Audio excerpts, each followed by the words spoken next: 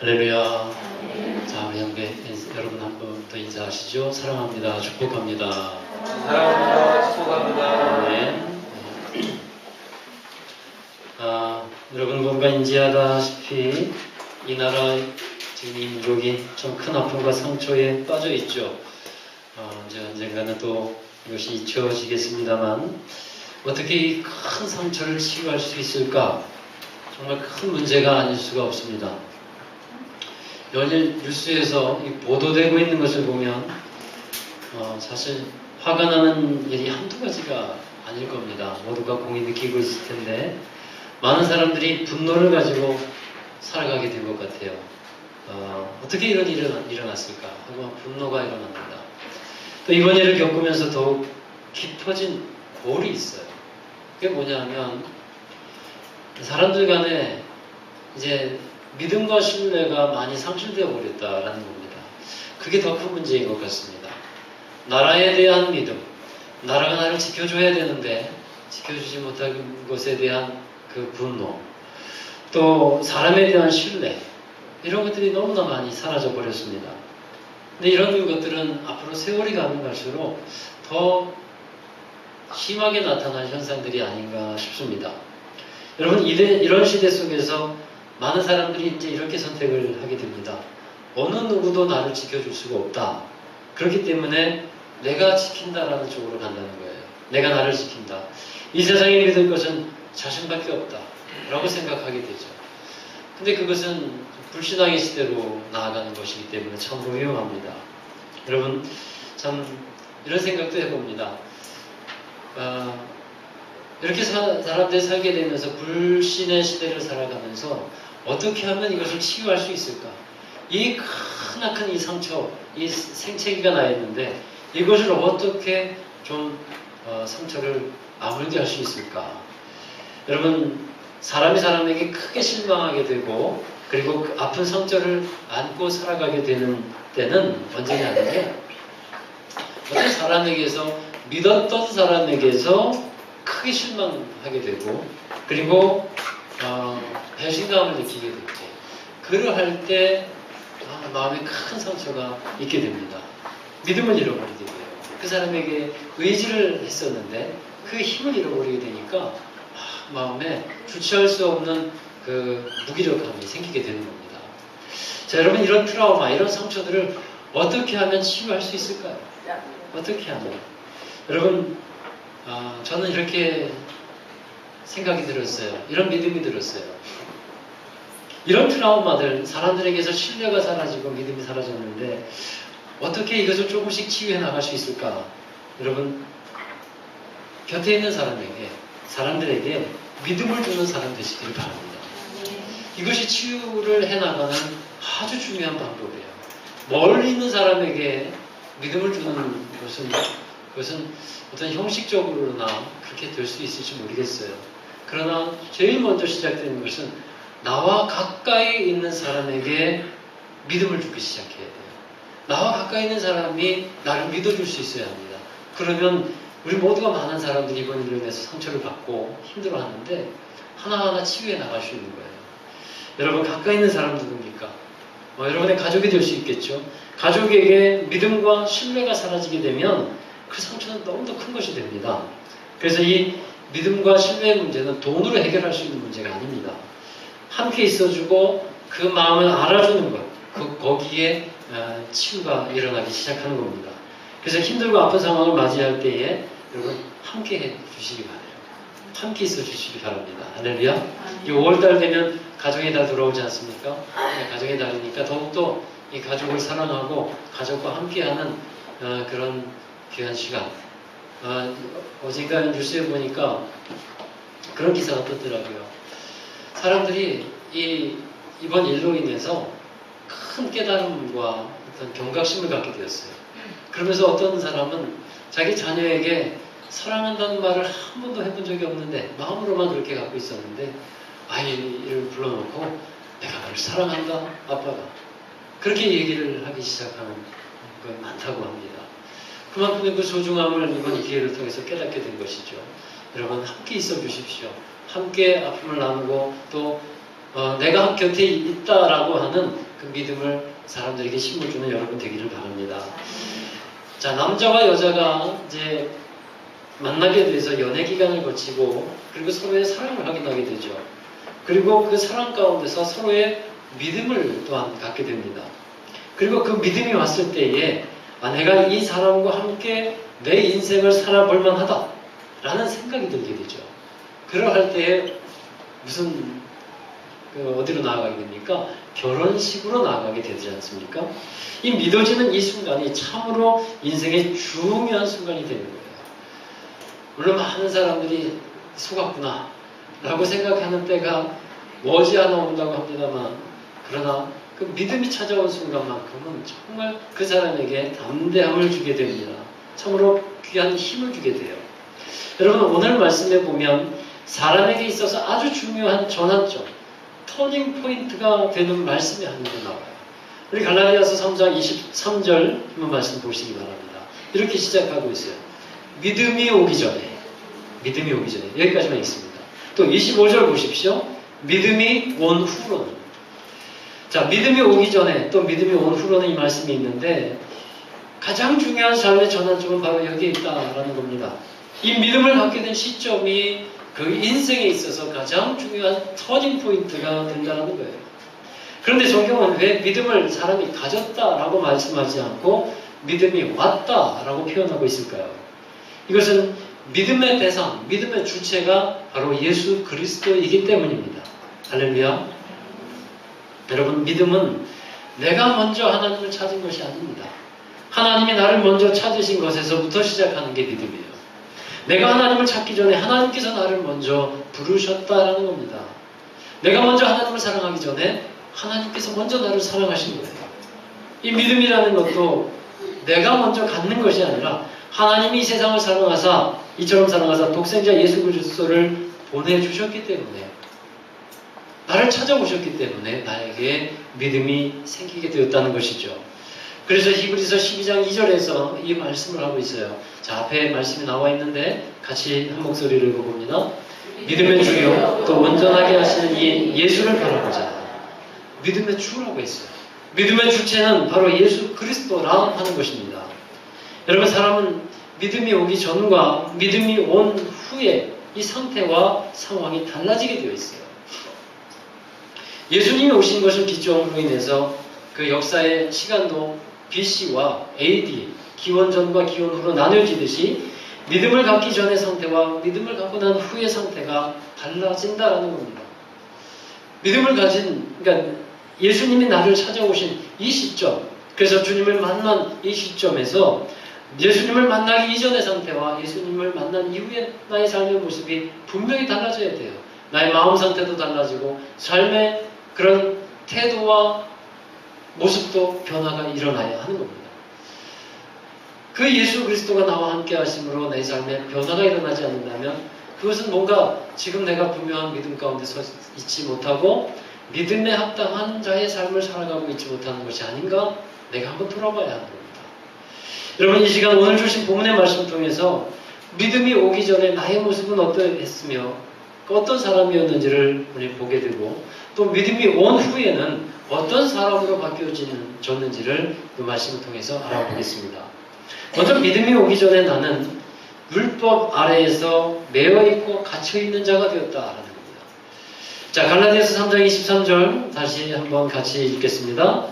믿음이 오기 전에 우리는 율법 아래 매인 바 되고 계시될 믿음의 때까지 갇혔느니라. 아멘. 자, 율법 시대에 율법 아래에 매어 있고 갇혔다라는 겁니다. 그 말씀은 율법 아래 매였다는 것은요, 갇혔다는 것은 자유가 없다는 거예요. 여러분, 왜 율법이 사람을 올가매고 그리고 가두게 만들까요? 그것은 궁극적으로 그 율법 때문이 아닙니다. 율법 때문에 이렇게 궁극적으로 그 사람이 갇혀지게 된 상황이 된 것이 아니고 그것은 사람의 죄 때문이에요. 율법이 왜 생기게 되었냐면 율법은 사람의 범법함으로 인해서 더하여진 것이라고 말씀하고 있어요. 원래 사람에게는 율법이라는 것이 필요하지 않습니다.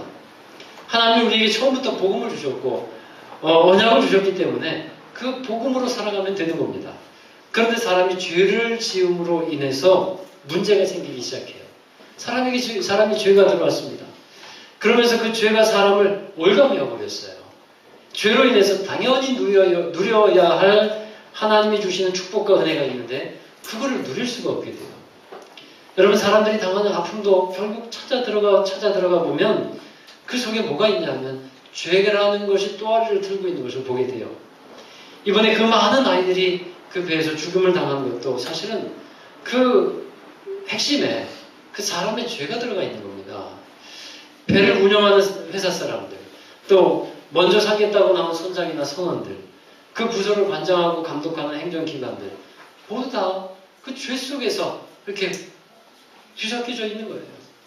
그 속에서 죄로 다져지고 탐욕과 죄악 속에서 있었기에 결국은 그런 문제가 발생하게 된다는 겁니다. 또 그런 생각을 해봐요. 우리가 그 속에 들어가 있었다면 뭔가 달라졌을까? 여러분, 달라졌으리라고 생각하실까요? 할 수 있을까요? 아마 저는 그렇지 않다고 봐요. 왜냐하면 모든 인간이 다 비슷한 그 죄 속에 들어가 있으면 똑같은 모습으로 살아갈 수밖에 없습니다. 여러분, 사람은 행복할 권리가 있어요. 그런데 그렇게 하나님께서 사람을 만드셨기 때문에 행복할 수 있습니다. 그러나 그 행복을 누리지 못하는 이유가 어디에 있냐면 바로 인간의 탐욕과 죄 때문이라 하는 겁니다. 그 죄가 사람을 올가맵니다. 인간의 탐욕이 사람을 불행하게 만들어가는 겁니다. 여러분, 돈이라는 걸 한번 생각해 보십시다. 돈은 하나님이 주신 겁니다. 그래서 사람들이 행복한 삶을 누리기 위해서 주신 것이고 그 돈이 그래서 필요한 거예요. 물질적인 재화를 가지고서 하나님이 허락하신 삶을 더욱더 풍성하게 살아가는데 필요한 것입니다. 그런데 사람이 그 물질이 목적이 되고요. 그 물질이 목표가 되니까 그 물질 속에 갇혀버리게 되죠. 그 돈이 올무가 되는 겁니다. 이런 죄악이 있음으로 인해서 원래는 필요 없었던 율법이 생겨나게 되었다는 겁니다. 그래서 율법은 필요 없는 것이었는데 죄를 범함으로 인해서 법이 주어진 것이고 율법이 주어진 목적은 뭐냐면 죄가 무엇인지를 깨달으라는 거예요. 그래서 그 율법이 있음으로 인해서 그것이 죄구나 하는 것을 알고 죄를 이제 짓지 않게 살아가게 하려고 하시는 하나님의 뜻이었죠. 율법이 있기 때문에 죄를 알게 됩니다. 그런데 그 율법으로 인해서 생겨진 또 하나의 문제가 있어요. 문제는 뭐냐면 모든 사람이 그 율법을 제대로 다 지킬 수가 없다는 데 문제가 있어요. 율법을 다 지키게 되면 그 안에서 자유도 생기게 되고 구원의 확신도 가질 수 있는데 문제는 그 율법, 그 많은 율법들을 다 지킬 수 없다는 거죠. 이게 인간의 연약함이고 인간의 그 유한성입니다. 그래서 그 율법에 매인바가 되고 갇힌 사람들이 되었다라는 겁니다. 율법에는 왜 그런 일들이 생겨지게 되었냐면 율법의 특징이 있는데 율법은 공의롭다라는 특징이 있어요. 사람이 율법을 어기게 되고 죄를 범하게 되면 그 뒤에는 그 사람에게는 형벌이 따르게 됩니다. 모든 법이 그렇지 않습니까? 공의롭게만 집행이 된다면 모든 이제 그 범법에 대해서는 형벌이 따르게 되어 있어요. 근데 이 율법을 완전하게 다 지킬 수 있는 사람이 없기 때문에 율법 아래에서 살아가고 있는 모든 사람은 다 죄인이 되는 겁니다. 다 지킬 수가 없으니까. 한 가지만이라도 지키지 않는다면 그 사람은 다 죄인인 것이죠. 또 더 심각한 문제는 이 죄인된 사람이 이 죄인의 문제를 해결하지 못하면 죄의 삭슨 사망이라고 하는 그 공의로운 법 앞에서 구원을 받을 사람이 아무도 없다라는 거예요. 그래서 율법 아래 살아가는 사람은 저주 아래, 죄의 저주 아래 살아가고 있다. 그렇게 성경은 말씀하고 있는 겁니다. 그래서 하나님이 이 율법을 통해서 확인시켜주는 것은 뭐냐면 율법으로는 구원받은 육체가 아무도 없다라는 겁니다. 결국 율법을 통해서 알게 되는 것은 나는 죽을 수밖에 없는 죄인이구나. 그 사실을 깨닫게 돼요. 그리고 그 율법이 죄를 깨닫게 하는 기능을 갖고 있는데 그렇게는 하지만 또 문제는 뭐냐면 율법으로는 죄를 해결할 수 없다는 데 문제가 있어요. 그래서 사도 바울이 로마서 7장에서 그렇게 고백하죠. 오호라 나는 곤고한 사람이라. 누가 이 사망의 몸에서 나를 건져내랴. 이렇게 탄식하고 있습니다. 자기 속이 죄를 짓지 않기를 원하는데 죄 속에서 살아갈 수밖에 없는, 안 지려고 해도 죄를 지을 수밖에 없는 그런 연약함 때문에서 자신의 몸을 이제 사망에 몰리다. 너무나 곤고하다. 이렇게 탄식하고 있어요. 여러분, 이렇게 율법에 매여 있고 갇혀 있는 상태에서 자유를 얻게 하는 중대한 사건이 하나 생기게 되는데, 그 사건이 뭐냐면 예수 그리스도의 십자가 사건입니다. 예수 그리스도의 십자가 사건을 만나는 그때 바로 믿음의 때를 만났다라고 하는 거예요. 믿음으로 예수님을 만나게 되면 예수님은 오셔서 우리 이 죄인이라고 묶여있는 이 밧줄을 끌어주십니다. 그리고 죄인 되어서 갇혀있는 우리가 갇혀있는 옥문을 주님께서 열어주시는 거예요. 율법은 그 역할을 감당하는 겁니다. 우리가 주인됨을 깨닫게 하고 바로 우리에게 필요한 분이 구원자 되신 예수 그리스도십니다. 이 사실을 이제 깨닫게 해서 우리를 주님께로 인도하시는 거죠. 그래서 25절에서 말씀하듯이 율법은 우리에겐 초등교사와 같은 것이다 하고 말씀하고 있는 겁니다. 초등교사. 여러분, 이제 예수 그리스도가 오셔서 우리의 죄의 멍에를 끌어주시면 우리에게는 이제 놀라운 변화들이 생기게 됩니다. 먼저 어떤 변화가 생기는지 보십시다. 26절의 말씀입니다. 갈라디아서 3장 26절 같이 읽습니다. 너희가 다 믿음으로 말미암아 그리스도 예수 안에서 하나님의 아들이 되었으니. 아멘. 먼저 예수님을 믿은 후에는 신분적인 변화가 일어난다는 겁니다. 더 이상 죄의 종이 아닙니다. 하나님의 아들, 하나님의 자녀로서 바뀌어졌다는 거예요. 율법의 아래에 있었을 때는요, 무언가를 잘못하게 되면 벌 받을까봐 두렵고 잘못될까봐 두려워합니다. 하나님이 이렇게 부족한 나를 결국은 버리시겠구나. 나는 믿음의 그릇도 제대로 되지 못하고 제대로 하나님 말씀을 순종하지도 못하고 늘 이렇게 죄 가운데서 살아가는데 하나님이 결국은 나를 버리시겠구나 하는 두려움 속에서 살아가게 되는 거예요. 그런데 믿음이 온 후로는 믿음 안에서 주님 안에서 살다가 혹시 내가 잘못하는 일이 있어도 잠시 두려울 수는 있지만 자녀를 향한 하나님의 사랑, 자녀를 위한 아버지의 하나님의 마음을 알고 금세 다시 회개하면 자유의 상태, 또 서로 기뻐하는 관계를 갖게 된다라는 겁니다. 잠시 징계는 받을 수 있어요. 그러나 하나님은 우리를 정죄하시지 않습니다. 주님 안에서 머물러 있는 우리에게 그 정죄는 곧 이제 죄로 인해서 멸망받는다라는 것이죠. 심판받는 것인데 그렇게 나아가게 하시지 않는다라는 겁니다. 여러분, 우리 사람들 사이에 경험할 수 있는 가장 큰 사랑이 뭐겠습니까? 부모가 자식을 향한 그 사랑 아니겠어요? 하나님의 사랑에 가장 근접한 사랑이 바로 부모 사랑이라고 생각이 됩니다. 언제나 참된 부모의 마음은 자식에게 가 있어요. 오래된 예화이지만 여러분, 집신 파는 아들과 우산 파는 아들에 관한 예화이죠. 비가 오는 날이면 누구 걱정합니까? 집신 파는 아들 걱정하고, 비가 안 오면 우산 파는 아들 걱정하고, 늘 자식 걱정해. 그렇게 살아가는 부모의 마음, 그것을 말하고 있습니다. 여러분, 하나님의 마음도 자녀에게 가 있다는 거예요. 자녀에게. 근데 그 자녀가 누구냐? 예수 그리스도로 인해서 하나님의 아들된 우리 하나님의 자녀된 우리들인 줄 믿습니다. 여러분, 하나님이 얼마나 우리를 사랑하는 분이신지를 우리가 예수님을 믿게 되면서 믿음이 온 후에는 알게 된다는 겁니다. 하나님의 사랑의 높이와 길이와 너비와 깊이를 우리는 이제 측량할 수 없지만 그 무한하신 하나님의 사랑을 느끼게 되는 것이죠. 하나님 우리 아버지가 되시고 나는 그의 자녀라는 이 확신, 우리 안에서 일어나는 놀라운 변화인 것입니다. 두 번째로 갖게 되는 변화는요, 예수 그리스도로 옷을 입게 된다는 겁니다. 자, 27절의 말씀 또 읽습니다. 누구든지 그리스도와 합하기 위하여 세례를 받은 자는 그리스도로 옷 입었느니라. 아멘. 여러분, 우리가 그리스도로 옷 입기 전에는 어떤 상태였을까요? 벌거벗은 상태였어요. 죄로 인한 부끄러움과 수치를 가리우지 못하는 벌거벗은 상태가 바로 우리의 상태였습니다. 창세기에 보면 아담이 죄를 짓고 나서 선악과를 따먹죠. 그리고 나서 나무 뒤에 숨습니다. 그래서 하나님께서 아담을 찾아요. 아담아, 내가 어디 있느냐? 그때 아담이 뭐라고 말합니까? 창세기 3장 10절 여기 나와 있죠. 같이 읽습니다. 예, 아닌데요. 네, 제가 있습니다. 이르되 내가 동산에서 하나님의 소리를 듣고 내가 벗었으므로 두려워하여 숨은나이다. 내가 벗었으므로 두려워하여 숨은나이다.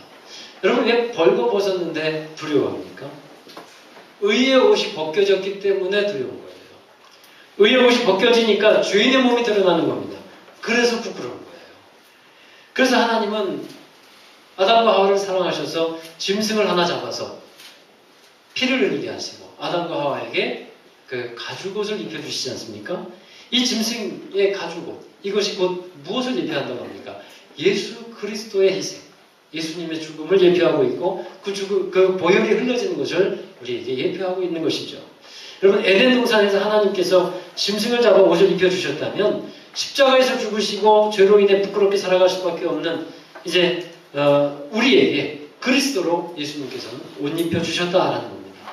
그래서 우리가 하나님 앞에서 때를 따라 돕는 은혜를 얻기 위해서 주님의 옷을 입고 그리스도의 옷을 입고 담대하게 하나님의 보좌 앞으로 나아갈 수 있게 되는 줄로 믿습니다.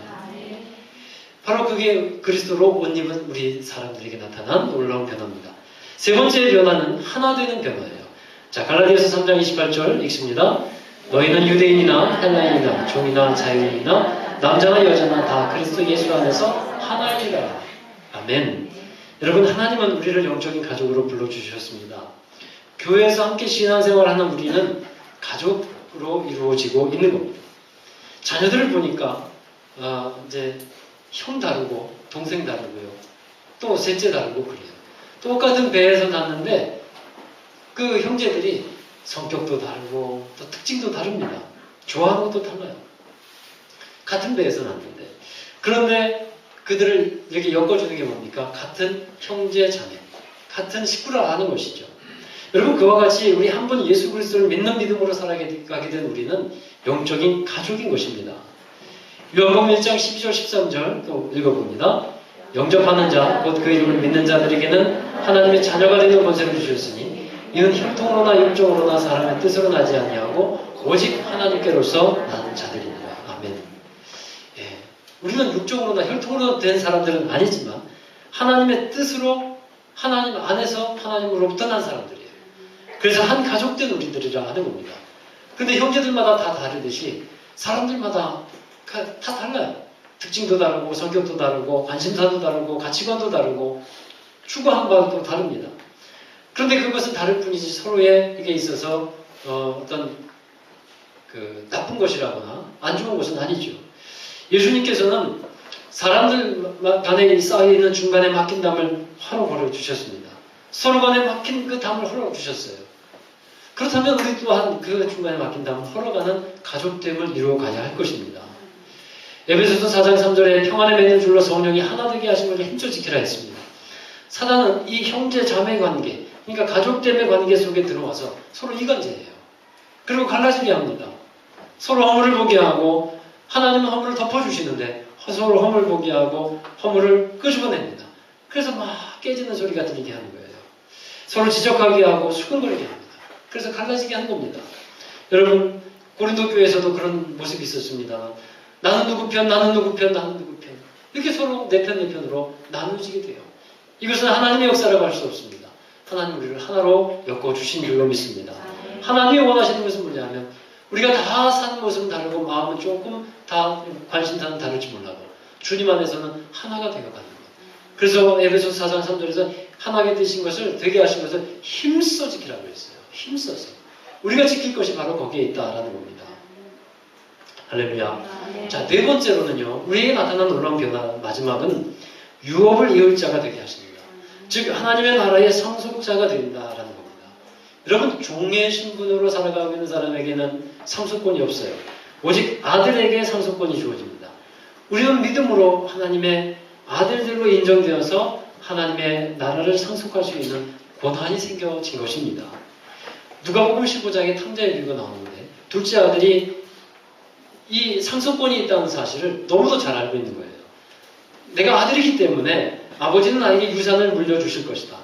그것을 너무 잘 알고 있습니다. 그래서 잘못된 것이기는 했습니다만 나에게 줄 유산을 미리 달라고 해서 그 유산 가지고 세상으로 나간 거죠.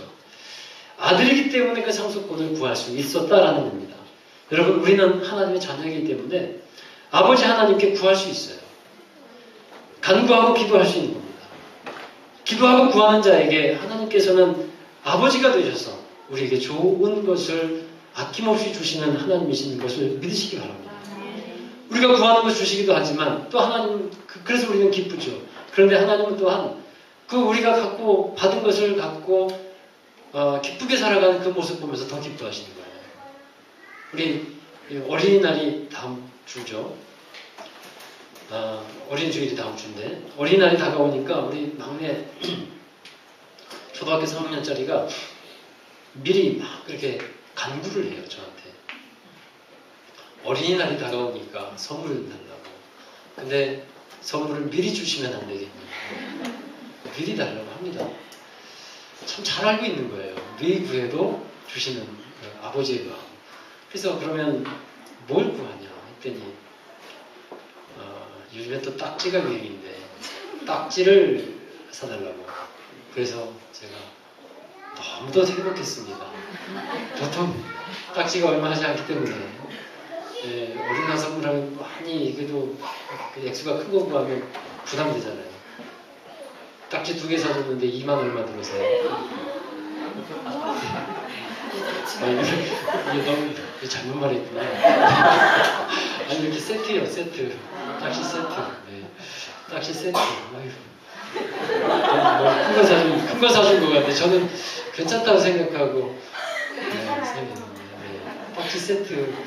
그래서 그 정도면 저렴하게 하는 것 같은데. 네. 감사합니다. 그래서 저렴하게 끝냈어요. 지금 계속 확인하고 있어요. 이거 어린이날 선물이다. 또 구하면 아니다. 네, 그렇게 확인하고 있어요. 여러분, 아버지니까 구하는 겁니다. 주실 줄로 믿고 우리가 하나님 앞에 그렇게 구하는 거예요. 아버지가 되시니까 상속받을 것이 있는 겁니다. 여러분, 믿음이 찾아온 후로는요, 바로 이렇게 변화가 달라지게 되는 거예요. 변화가 있게 되는 겁니다. 믿음의 때, 이전의 삶에는 예수를 믿기 전에는 좀 답답했어요. 자유가 없어요. 기쁨이 없었어요. 제가 예수님을 믿게 된 것이 중학교 2학년 때의 일이었습니다. 그런데 그때부터 신앙생활을 하긴 했습니다만 제 안에 있는 문제가 있었어요. 죄로 인해서 넘어지는 문제가 많았고 또 한 가지는 신앙생활을 하는데 기쁨이 없어요. 기쁨이 없어요. 그게 저에게는 참 고민된 일이었습니다.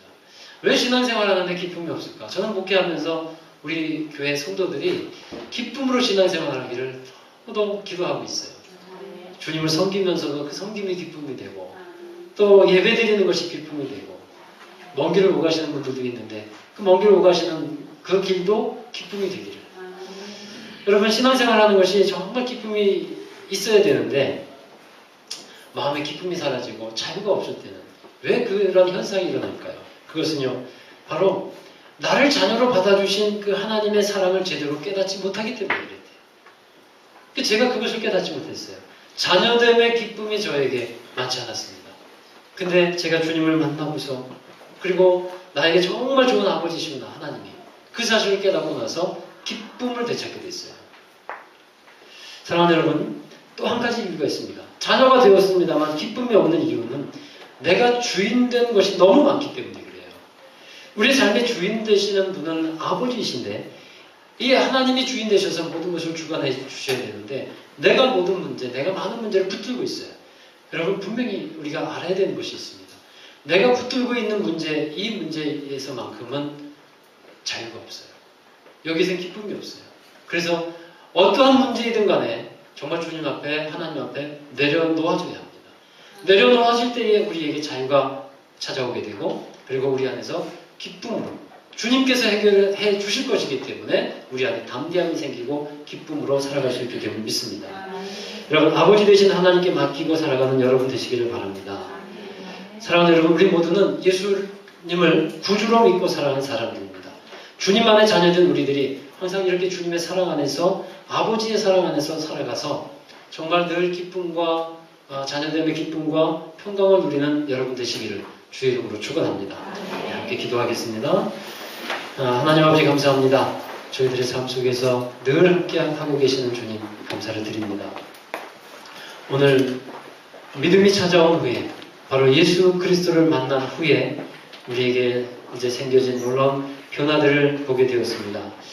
우리가 하나님의 자녀가 되었고 또 하나님은 우리에게 아버지가 되어주셨고 또 예수 그리스도로 옷 입었고 또 이제는 주님 안에서 한 가족이 되었고 또 주님의 나라의 성속자로서 살아갈 수 있게 하여 주심을 감사를 드립니다. 이 믿음 안에서 살아가는 저희들 항상 주님 안에 거하게 하여 주시고 믿음을 놓치지 않게 하여 주시고 주님의 사랑 안에 늘 거함으로 우리 안에서 솟아나는 주님의 기쁨과 자유함이 있게 하여 주시옵소서. 오늘도 우리가 주님의 나라 안에서 참된 복을 누리고 살아가는 기쁨으로 주님을 섬기고 살아가는 주의 자녀들 되게 하여 주실 줄로 믿고 감사드리며 예수님의 이름으로 기도하옵나이다. 아멘. 우리 다 함께 자리에서 일어나셔서 이렇게 간단한 찬양 부르겠습니다. 우리 십자가에서 행하여 주신 주님의 사랑을 함께 기억합시다. 그 주님의 사랑을 알고 또 주님의 사랑으로 우리 행하는 저희들 되기를 바랍니다. 날 정결케 하고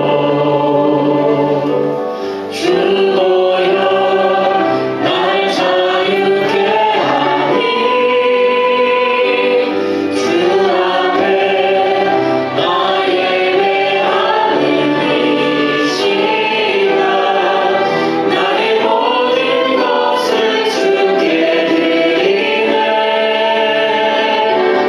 주 예수 날 위해 지키셨고 주의 발 날 위해 박히셨으니 이제는 내가 사는 것이 아니요 오직 주를 위해 사는 것이라 주의 손에 주의 손에 나의 손을 보게고 또 주의 발에 나의 발을 보게고 나 주와 함께 죽고 또 주와 함께 살리라 영원토록 주 위에 살리라 주의 손에 나의 손을 보게고 또 주의 발에 나의 발을 보게고 나 주와 함께 죽고 주와 함께 살리라 영원토록 주 위에 살리라 주 위에 살리라 제가 설교 주간에 말씀드렸듯이 우리에게 많은 상처와 아픔들이 있습니다. 그것을 치유할 수 있도록 하나님께서 역사하시는데 여러분 그 치유의 손길이 바로 여러분의 손길이 되어야 합니다. 많은 사람들에게 또 가까이 있는 사람들에게 믿음을 주는 사람들이 원합니다. 신뢰를 주고 함께 있어주는 사람들이 원합니다. 이제 우리 그 아픔을 당한 이들을 기억하면서 하나님 위로하여 주시고 내가 그들과 함께 있겠습니다. 그들에게 주님의 사랑을 전하겠습니다. 그래서 치유자가 되겠습니다. 이렇게 먼저 기도하시고요. 그리고 두 번째로는 우리가 믿음이 찾아온 후에 새로운 변화된 삶을 살아가게 되었는데 항상 그 믿음 안에 거하게 하시고 하나님 사랑 안에 거하겠습니다. 그 믿음을 따라서 살겠습니다. 이렇게 변화된 삶을 살겠습니다라고 결단하는 우리의 고백이 되기를 원합니다. 우리 함께 통성으로 한 마음으로 기도하겠습니다. 감사하신 하나님, 우리에게 많은 아픔과 슬픔을 주시옵소서. 하나님, 교회의 성인이 되었는 우리에게 우리가 먼저 기도하게 하옵소서. 우리에게 믿음을 하나님 아픔을 당한 우리에게 그들에게 필요한 십자가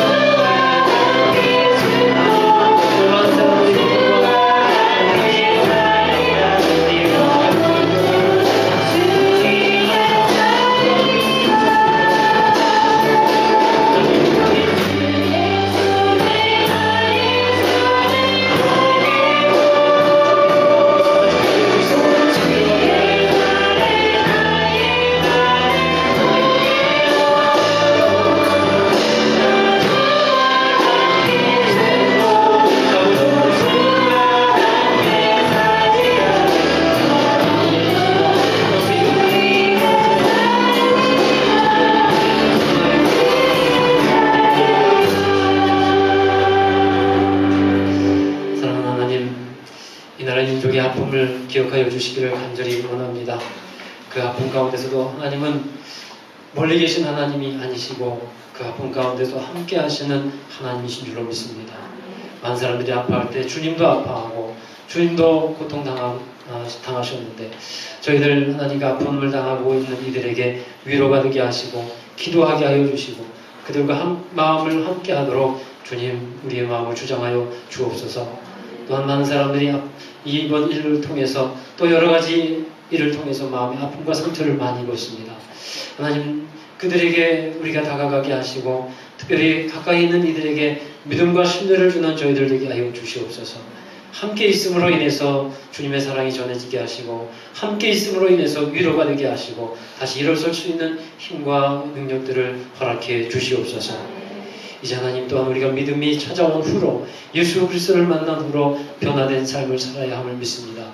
믿음에 합당한 자가 되게 하여 주시옵시고 주님의 자녀가 되었사오니 하나님 기쁨으로 주님의 맡겨주신 일들을 감당하고 또 주님을 섬기며 많은 사람들을 주님 섬기듯이 이제 섬길 수 있도록 인도해 주시옵소서. 우리 마음 가운데서 자유함이 사라지지 않게 하시고 항상 자녀된 자유와 기쁨을 누려갈 수 있도록 도와주시옵시며 또 주의 이제 종으로 살지 않게 하여 주셔서 항상 하나님 나라의 기쁜 권속들로 살아가는 우리 모든 성도들 되게 하여 주시옵소서.